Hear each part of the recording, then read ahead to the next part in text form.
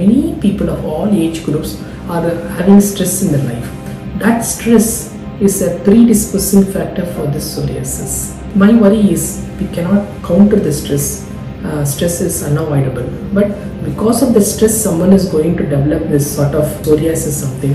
And what is the current available treatment options in psoriasis as far as modern medicine is concerned is we recommend them a lot of anti-inflammatory agents, NSAIDs, immunomodulators, steroids, antibiotics to avoid the secondary infection. All these medications given for skin diseases, especially like psoriasis, they are trying to control the disease, but it's very unusual that the disease is going to get a complete recovery.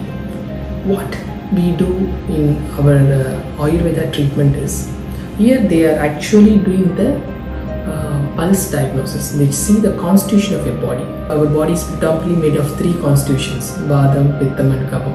So they see the constitution.